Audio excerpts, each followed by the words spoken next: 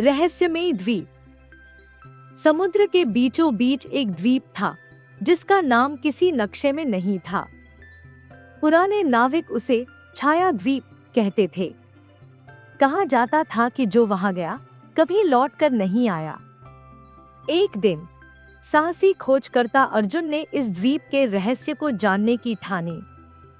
वह अपनी छोटी सी नाव लेकर समुद्र की ओर निकल पड़ा। कई दिनों तक तूफानों और लहरों से लड़ते हुए अंततः उसे एक धुंध से ढका हुआ द्वीप दिखाई दिया।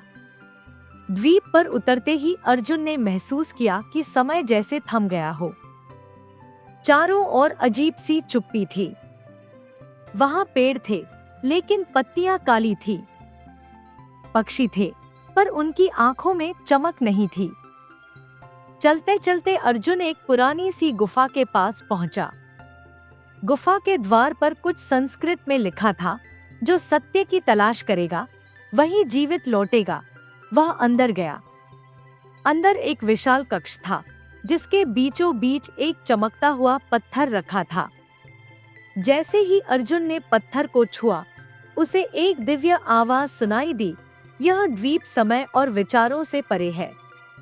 जो लोग लालच में आते हैं वे खो जाते हैं, पर तू ज्ञान की खोज में आया है।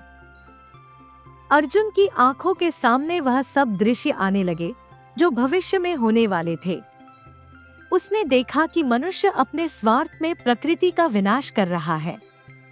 वह समझ गया कि यह द्वीप चेतावनी देने के लिए था। कुछ देर बाद वह बाहर आया और देखा कि उसका जहाज वहीं खड़ा है। हवा चलने लगी और धुंध छंटने लगी। अर्जुन वापस लौट आया, पर अब वह पहले जैसा नहीं था। उसने लोगों को उस द्वीप की कहानी सुनाई और प्रकृति की रक्षा का संदेश फैलाया। कहते हैं, छाया द्वीप अब भी वही है, बस वो उन्हीं को दिखाई देता है जो सच्चे दिल से खोज करने निकले हों।